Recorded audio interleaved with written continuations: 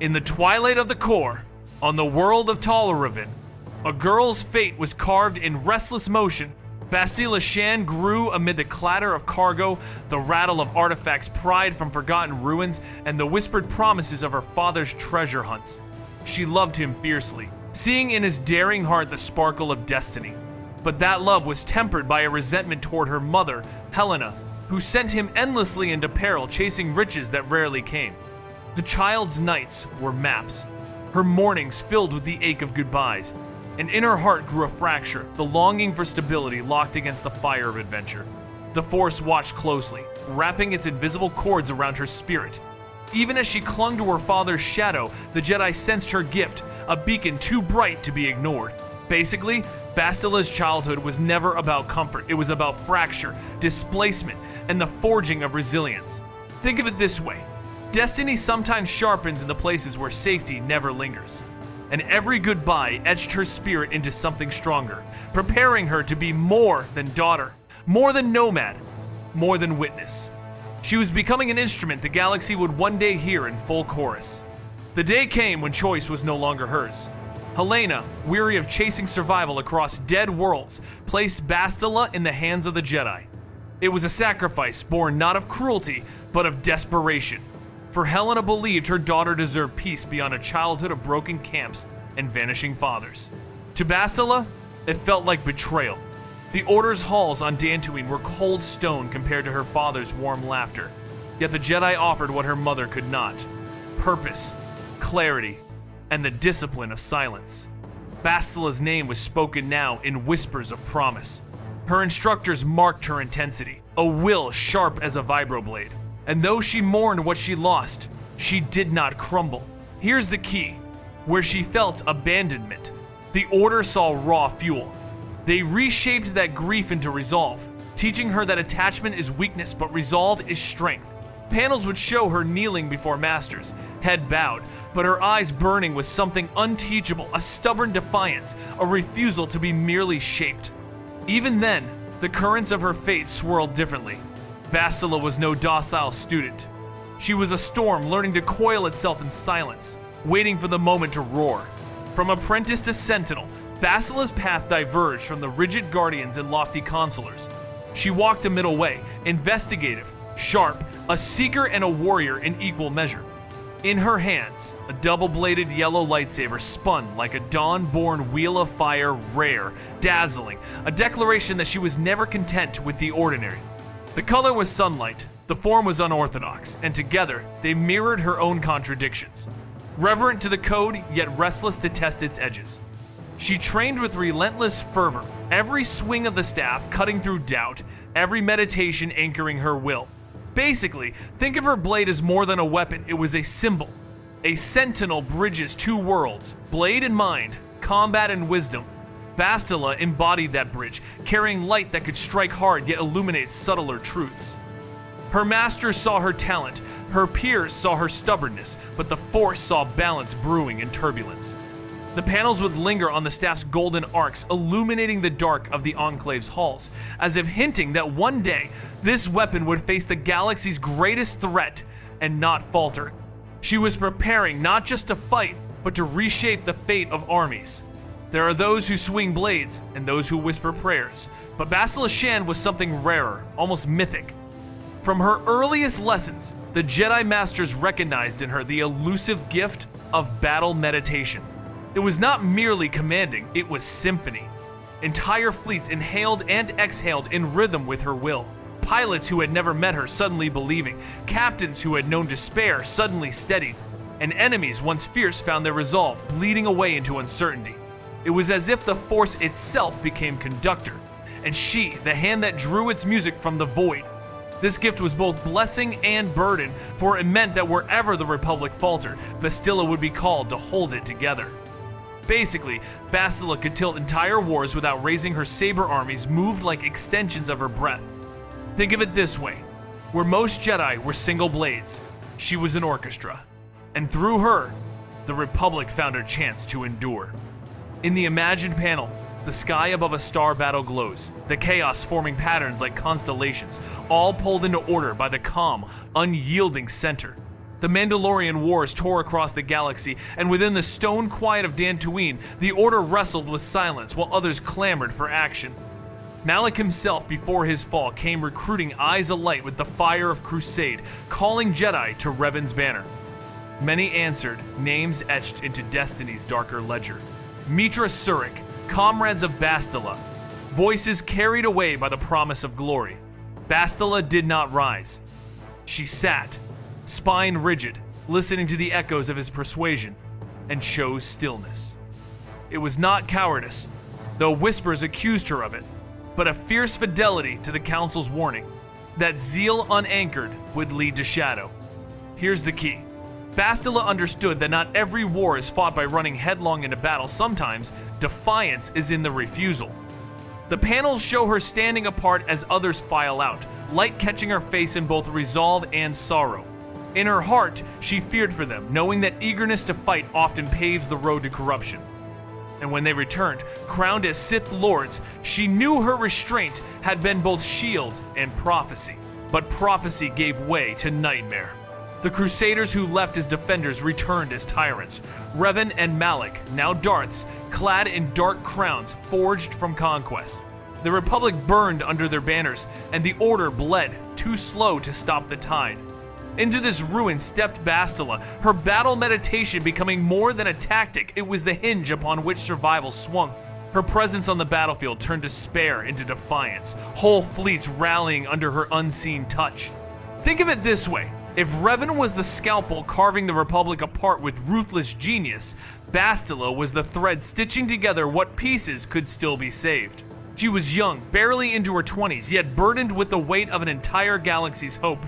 The panels paint her against the backdrop of space aflame, eyes closed, hands steady. Her double-bladed saber unlit at her side, for her greatest weapon was unseen currents flowing through her. Peace had fractured, war had stained her youth, and in that crucible Bastila was born anew, not as Padawan, but as the Republic's last, brightest chord against the silence of defeat. The Jedi Council, weary of playing defense, set a gambit sharp as a blade across the void. A small Republic fleet drifted as bait, transmissions pulsing like a wounded animal, daring the Dark Lord to close in. Darth Revan, supreme tactician, could not resist the lure of easy prey. As the fleets clashed, a hidden strike team carved into the flagship's hull, moving swift and surgical, a lancet piercing a giant's heart. At its center waited Revan, the Dark Lord of the Sith mask, gleaming, aura heavy with calculation and power. Bastila Shan, still so young yet already burdened as the galaxy's linchpin, walked into that storm with 3 other Jedi at her side. The panels blazed with blades igniting, the air tense with the inevitability of blood. Basically, this was capture or kill, no middle ground, no retreat. It was bold, desperate, and necessary, for if they faltered here, all of the Republic's threads might unravel in one violent tug. But destiny has a cruel taste for irony. Before the duel could settle into its rhythm, betrayal arrived on beams of turbo-laser fire. Darth Malak, apprentice to the Dark Lord, seized his chance to ascend. His bombardment tore through the flagship's bridge, ripping apart steel and bodies alike. Jedi were incinerated in the blast, their blades extinguished mid-swing. Revan fell, body broken, mask shattered against the floor, the galaxy's terror undone not by valor but by treachery. Amid the ruin, Bastila refused the easy answer of execution. Her oath bound her hands to life, even that of an enemy. Wrapping Revan in a cocoon of the Force, she shielded his flickering spirit from the firestorm and dragged him through smoke and death toward escape. Here's the key. She didn't end him, she preserved him, choosing compassion where others would have seen only vengeance. In the panels, she cradles him amid flames, a fragile silhouette protecting the very figure she had been sent to destroy. Revan's broken form was brought to Dantooine, before the Council's unflinching eyes. His mind lay in fragments, memory hollowed out by betrayal and blast.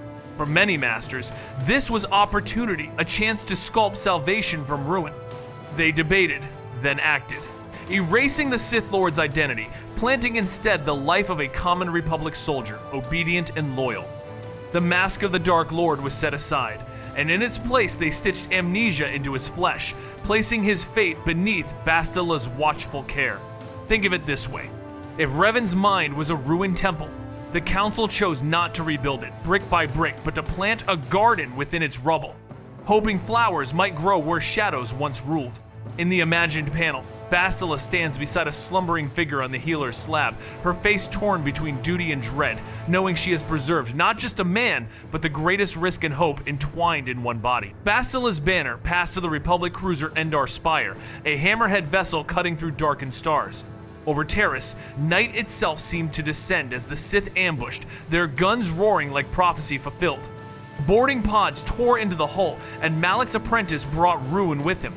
Bastila, shielded by sacrifice from her crew, barely reached an escape pod before fire consumed steel.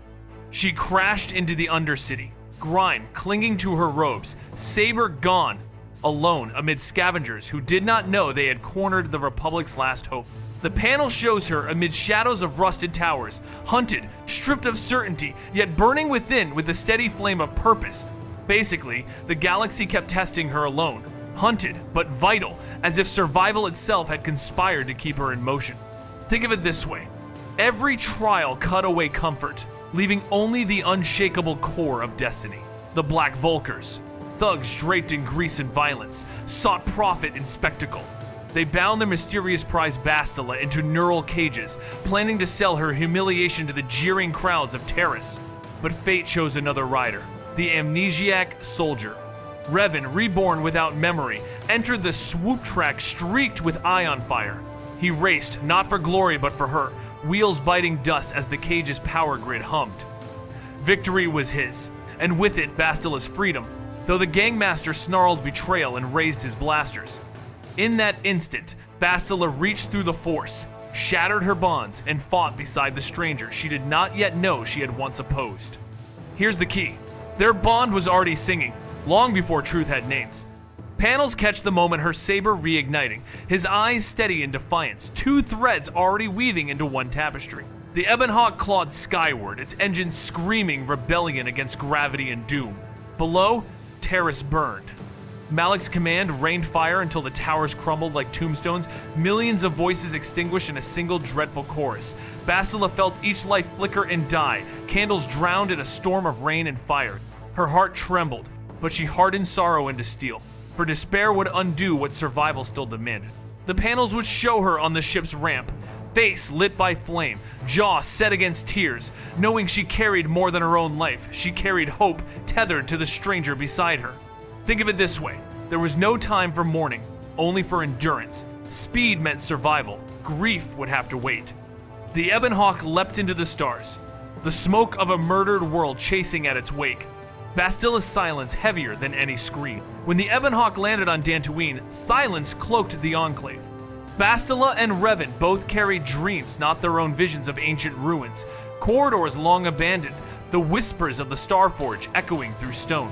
When the Council heard that their dreams intertwined, that their minds had become one cord plucked by the Force, they understood what neither could deny.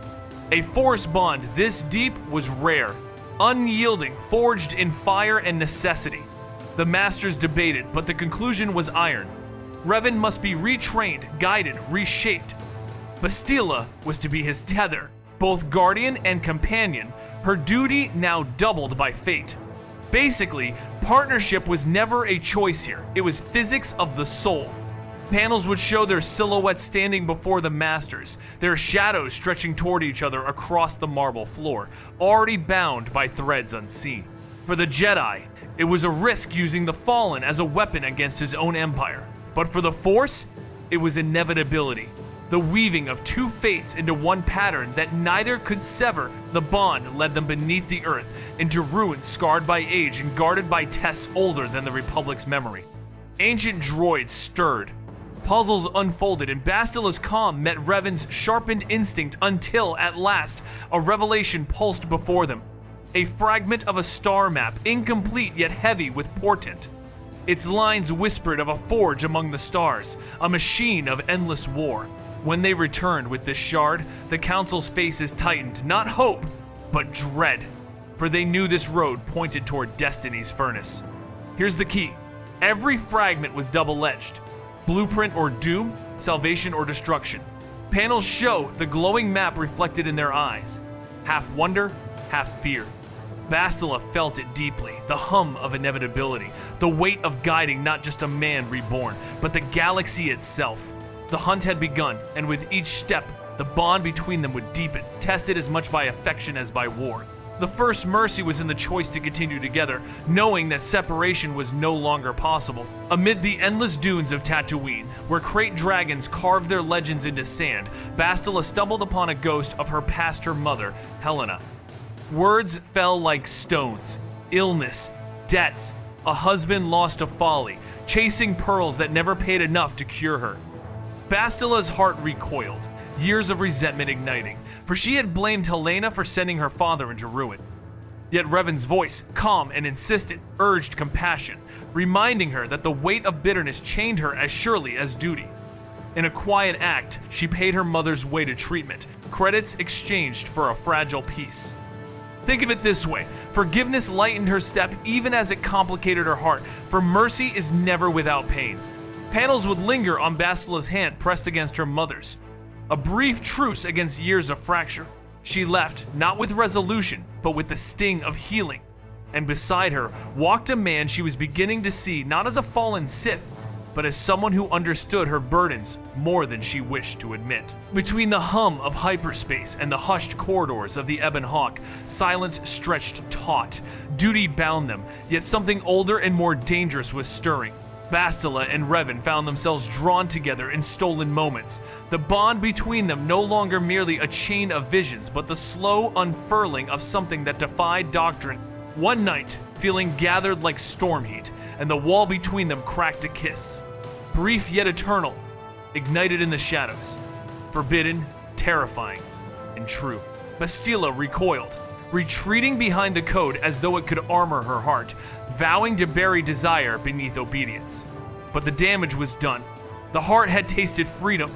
Basically, the Jedi Code wrestled with her emotions and lost ground, inch by inch. In the panels, hyperspace light cuts across their faces. Revan reaching not as a Sith or soldier, but simply as a man, while Bastila's eyes glimmer with both longing and dread. What neither admitted was that this vow to retreat was also an admission their hearts were already too entangled to sever. Their path was broken by capture. Malak's flagship, the Leviathan, loomed vast as a city of iron, its hold a graveyard of hope. Shackles, interrogation chambers, the air thick with cruelty. Saul Kareth, Malak's loyal hand, pressed them with questions sharpened to blades. Bastila endured the pain, her resolve unbending, even as shock coursed through her body like fire. Her strength was not in silence alone, but in the loyalty she refused to betray neither Revan's hidden truth nor the Republic's fragile hope. Escape came not by chance, but by the cunning of allies.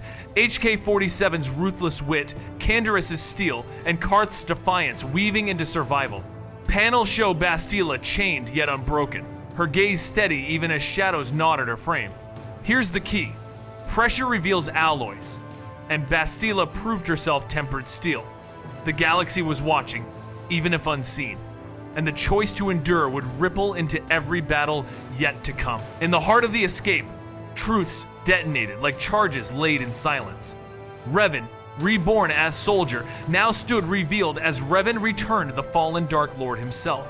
Accusation flared in the eyes of Karth, questions sharpened like spears, but Bastila stepped into the storm.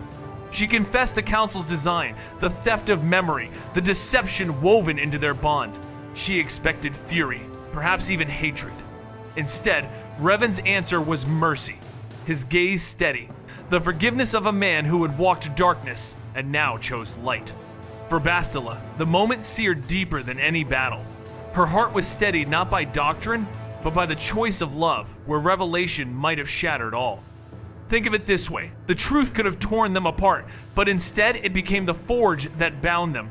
In the panels, Revan's shadow lengthens into the shape of a mask, shattered on the ground, while Bastila's face is caught between tears and relief. The past had returned, but so too had the chance to redefine it. Within the iron veins of the Leviathan, Bastila was seized, her body locked in the cruel stillness of stasis. Malak's voice cut the air like jagged glass as he confronted his former master, sabers clashing in a duel that lit the chamber in burning arcs. Revan fought alone, while Bastila's mind strained against invisible bonds, her will screaming though her body was bound. At last, the prison fractured, and in that fleeting moment she made her choice. She shoved Revan toward freedom, ordering him to live, to seek the Star Forge, to finish what destiny demanded.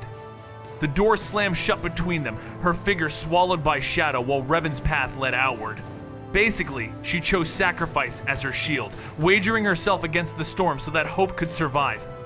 The panel freezes on the divide, Revan pounding at the door, Bastila's silhouette fading into darkness. The soundless echo of a farewell neither wanted to give.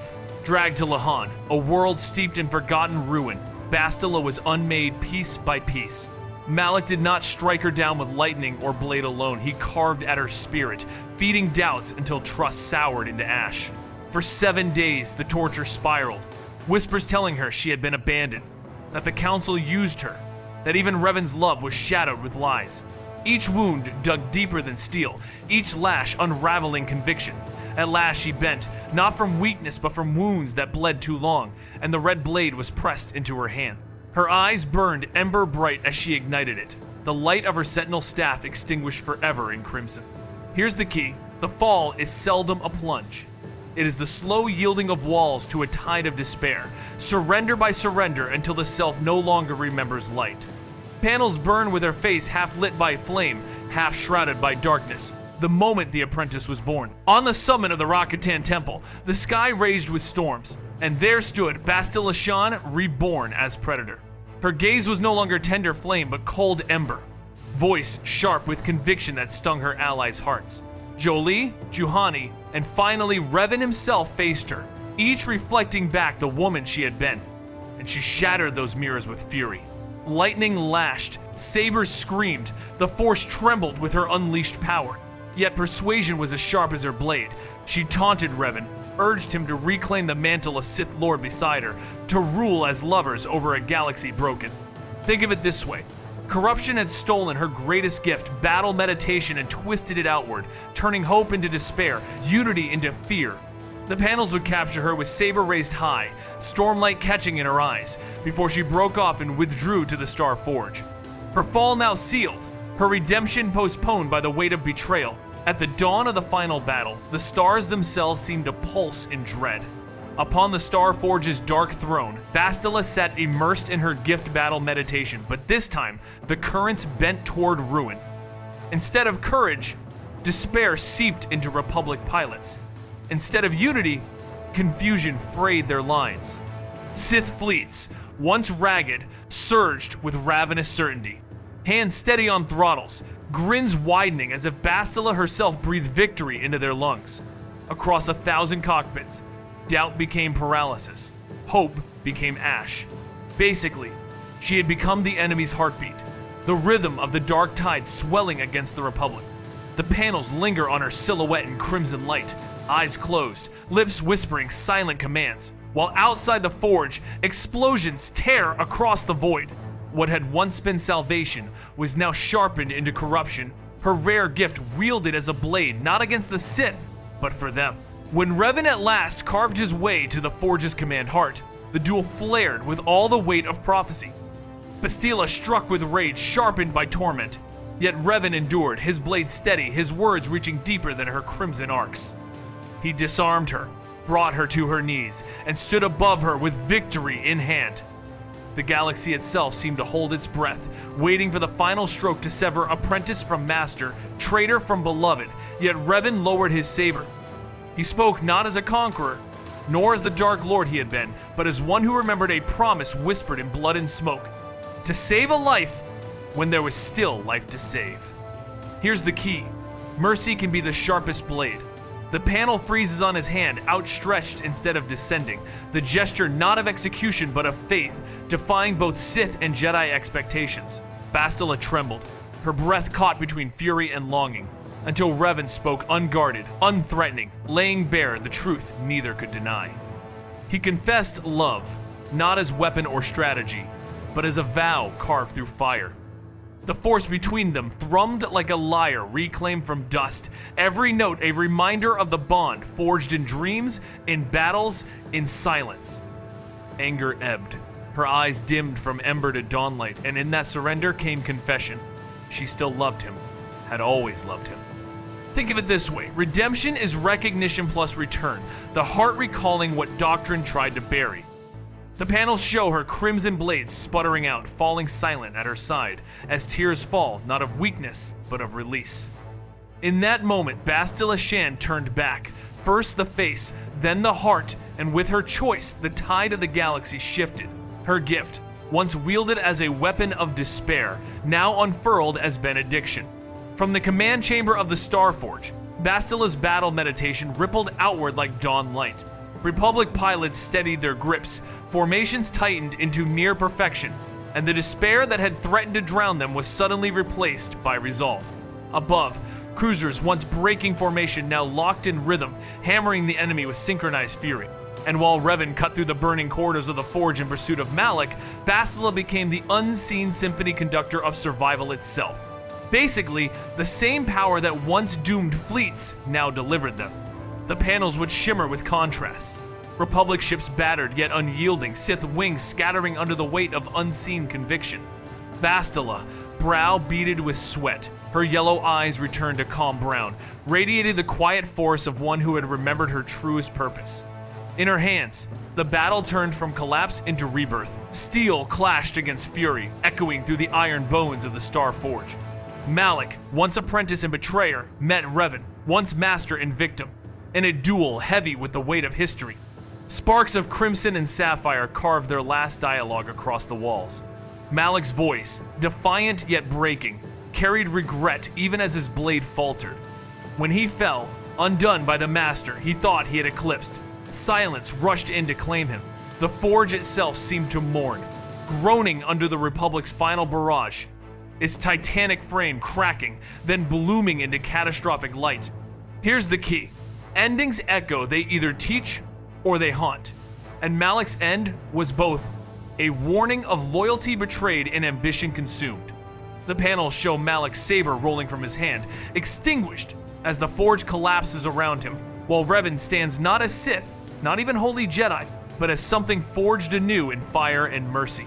On the beaches of Lihan, banners were lifted, medals pinned, and victory sung in voices raw with relief. The Jedi Order celebrated its survival, the Republic bowed in gratitude, and yet beneath the garlands of honor, suspicion remained.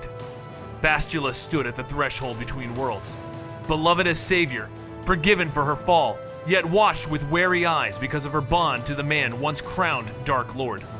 The Council praised her, but whispered about Revan. The Republic cheered, but the echo carried unease. Think of it this way. Victory doesn't erase tension, it just postpones its reckoning. In the panels, Bastila is framed between two groups on one side, cheering soldiers pressing laurel wreaths into her hands. On the other, masters of the Order with folded arms and guarded eyes. Her expression is both proud and shadowed, as though she already knows peace is a fragile costume draped over a storm yet to come.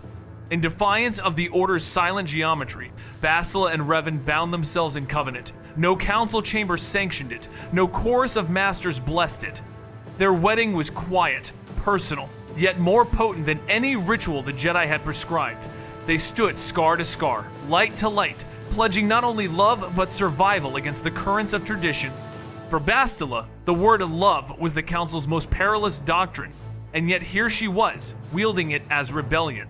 For Revan, it was a vow to never again be swallowed by shadow alone. Basically, they chose covenant over consensus, declaring that the Force itself was their witness even if the Order turned away. The panels would show them framed not by temples or thrones, but by stars beyond a viewport, two figures holding hands against a galaxy that had never known balance, daring to create some in their union. The Jedi Council could not ignore what had been done, nor could they risk reigniting war within their own order. So Bastila, fierce and steady, brokered the fragile accord. Revan would refrain from teaching his heresies, his memories of Sith and the deeper truths he carried into exile, and the Council would refrain from public censure. It was a stalemate, dressed as peace. Bastila bore the brunt of that balance, her patience stretched thin by suspicion's constant weight, yet her love gave her strength to hold it. Here's the key.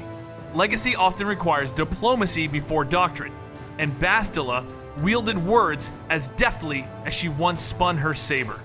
The panels capture her speaking with masters who watch her as if she were both savior and risk, her eyes defiant yet weary. For a time, the compromise held, fragile as spun glass, yet enough to keep Revan within the fold without shattering the bond that tethered them both. But peace proved brief, for Revan's dreams turned restless. In his sleep, he saw worlds drowned in twilight, voices whispering in forgotten tongues, and an ancient will watching from beyond the veil. He did not tell Bastila everything, but she knew the pull of those shadows. One night, he pressed a kiss to her brow and departed, leaving behind not abandonment, but a mission. Into the unknown regions he went, chasing a threat only he could name, leaving Bastila with their unborn child and a vow to endure in his absence. Think of it this way. Some vows send you outward so another vow may endure at home. The panels would show Revan disappearing into a corridor of stars, while Bastila stands framed in quiet strength, hand on her stomach, already carrying both the legacy of their love and the burden of his absence. In the quiet years after war, Bastila Shan bore a son, Vanner, and cradled him beneath the shadow of her husband's absence. His first cries were both triumph and burdened the living heir of two lines, one forged in rebellion, the other in redemption. Bastila, once a commander whose meditation swayed entire fleets, learned a gentler music, the rhythm of feeding, the lullabies whispered against fear, the constant guarding of a single fragile life. No Jedi council saluted her, no fleets depended on her, yet here she found a different heroism keeping hope alive in the eyes of one child. Basically, safeguarding one soul can be as sacred as saving 1,000. The panels would show her rocking Vanner against the glow of Coruscant's night towers, her double-bladed saber resting in a corner, dormant, while she wielded the far more demanding weapon of patience. But peace proved fragile. A new darkness coalesced. The Sith triumvirate, silent blades pruning the Jedi almost to extinction. Temples became ash, archives silenced, masters hunted like beasts. Bastila, now mother before warrior, chose obscurity. She cloaked her presence, shielded Vanner, and watched the galaxy convulse from behind shuttered doors. In this era of attrition, the choice was not to stand tall but to vanish, for her child's survival outweighed every other creed. Here's the key. Survival sometimes means invisibility, not defiance. In the imagined panels, Jedi robes are traded for simple clothes, lightsaber hidden beneath floorboards. Bastila's eyes fierce as she hushes Vanner while shadows sweep past their door. Her greatest battle became the refusal to be found, a war waged in silence rather than fire. Then, a lone spark pierced the night. Mitra Surik, the Jedi exile, returned, a single lamp against the cavernous dark, unraveling the Triumvirate's grip. It was the droid T-3M4 who carried tidings to Bastila. Revan had been taken captive beyond maps, bound by the will of a greater Sith threat in the unknown regions. The words struck like twin blades hope that he still lived, dread at his torment. Duty pulled her in two directions, to rescue her husband or to remain as the guardian of Vanner. In the end, motherhood chose her axis. She gave Surik Revan's mask, a relic heavy with memory, and trusted another to walk where she could not. Think of it this way. Sometimes to fight is to trust another to fight in your stead. The panels show Bastila in shadow, pressing the mask into Surik's hands, eyes bright with grief and pride, while Vanner clings to her robes, a family preserved by sacrifice, yet divided by fate. In the hush of parting, Bastila placed Revan's mask in Mitra Surik's hands. More than iron in memory, it was an icon of wound and will, forged in betrayal and redeemed in love. The relic carried not just the face of a Dark Lord, but a thread of destiny pointing beyond known stars, toward prisons built of thought and an emperor's hunger. For Bastila, giving it away was both surrender and hope, trusting another to walk the path she could not, while she remained tethered to her son. Basically, relics can be roadmaps when memories can't, and this one promised direction where charts had failed. The imagined panels show her pressing the mask into Mitra's palms, her face calm yet shadowed, Vanner watching from the corner, as if witnessing the moment history itself shifted course. Time moved, as time always does, and the Order once gutted by purges began to regrow from stumps and seeds. Bastila returned not as prodigy or penitent, but as master. Her lessons were quieter, sharper, tempered by scars. No longer did she speak of the code as immovable law. She taught instead that love acknowledged need not be a fall, and that bonds, if nurtured with honesty, could become strength rather than shackles. Students listened, surprised to hear tenderness woven with discipline, yet recognized in her a survivor who had wrestled light and darkness both. Here's the key. Wisdom is doctrine tempered by scars, and Bastila's every word bore the weight of battles within as well as without. The panels might show her in the chamber of new learners, yellow blade deactivated at her side, while her eyes gleam not with fire but with tempered warmth. Whispers linger in chronicles that Revan, caged beyond night in the Emperor's grasp, sent threads of himself across the void. Bastila, in the stillness between teaching and tending her son, felt them sometimes like a hand on her shoulder, like warmth on the wind. She could not prove them to the council, nor did she need to. It was enough that presence stirred when grief threatened, enough that the bond that had survived wars and councils and the forge itself still hummed faintly across impossible distance. Think of it this way. Some presences are proof against distance, love braided with the Force until even time cannot unravel it. The panels show Bastila at a window, Vanner asleep nearby, her hand lifted to the stars, eyes closed as if answering an unseen call. Strength drawn from a bond that no exile, no purge, no emperor could sever. Years began to layer softly, one upon another, like sediment smoothing the jagged edges of war. Bastila, once a warrior whose meditation swayed fleets, now found her battlefield in quieter arenas, teaching apprentices, tending her home, and guiding her son Vanner with stories that were half lullaby, half legend. Her saber remained polished but seldom drawn. Her voice, once a rallying cry to armies, was now the steady compass of a classroom. She taught patience where once she had commanded endurance, and mercy where once she had inspired defiance. Basically, she traded star maps for moral compasses, learning that victories of the heart endure longer than any conquest of stars. The panels would show her kneeling beside younglings in the Enclave's restored halls, her eyes gentler, yet never without the gravity of one who had carried both the Republic's hope and its fear. Through Vanner, Bastila's line carried forward a lineage that bore not only her strength but Revan's restless fire tempered by her steadiness. From him and his descendants would rise Jedi who faced threats even older than Malak, warriors who stood against the true Sith, the very shadow Revan had vanished into the unknown regions to confront. Bastila could not shape those battles directly, but she had laid the foundation in her son. Integrity, resilience, and compassion woven tighter than any doctrine. Here's the key. Legacy isn't only what you do, it's who you raise. The panels might depict Vanner igniting a simple training saber, Bastila watching with a mix of pride and melancholy, aware that the future would demand from him what the past had demanded from her. In this, she had given the galaxy more than victory, she had given it continuity. Look back and the pattern gleams like a constellation. Bastila was always the bridge. She stood between armies, knitting order from chaos. Between Jedi codes, softening absolutes with mercy. Between death and life, when she preserved Revan against all reason. Her voice had turned a war by whisper. Her touch had turned a tyrant by love. In her, the Force revealed its most paradoxical truth, that to defeat is sometimes to restore. To win is sometimes to yield. Think of it this way. She didn't merely defeat Revan, she transformed the meaning of defeating him, reshaping him into something stronger and truer than either Sith or Jedi imagined. Panels would frame her silhouette across eras, Padawan, prisoner, master, mother, each roll a thread in the larger tapestry of survival. In the galaxy's long memory, Bastila Shan remained not just a name, but a fulcrum on which fate had turned. She died not with saber in hand, nor on a battlefield of iron, but in quiet conviction.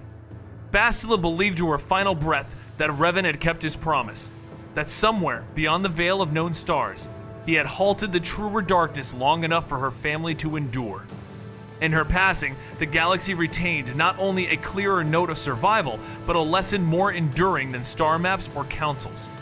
For Bastila proved that love, rightly guided, is not weakness, but a vow of force capable of enduring beyond metal, myth, and even death. Basically, Bastila Shan's greatest victory was never a kill. It was a conversion, then a covenant. The imagined panels might show her lying in serene rest, Vanner at her side, Revan's mask still kept safe, and the Force itself shimmering as if cradling her spirit. So the tale completes its circuit.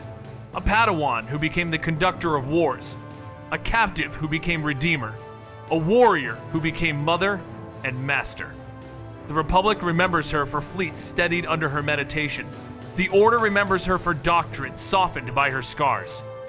But the Force wider, deeper remembers her for the bond that changed its own refrain.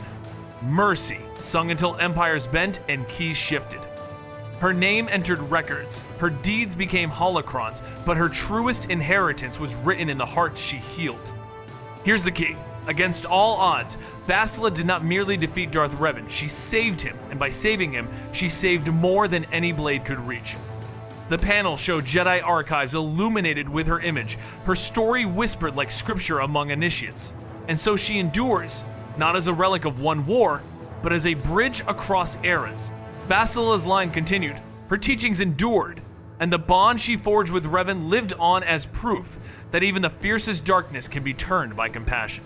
She remains a fulcrum of the Old Republic's mythos, the Jedi who swayed battles with a thought, who bent destiny with a kiss, who bound her fate to a redeemed Dark Lord and birthed a legacy that would face the true Sith in centuries to come. Think of it this way. Bastila Shan's story is not just the tale of a Jedi, it is the tale of how love and loyalty reshaped the destiny of the galaxy. The final panels would fade from her quiet grave to Vanner teaching his own children, to stars wheeling silently overhead, each one a reminder that her covenant still echoes, luminous and unbroken,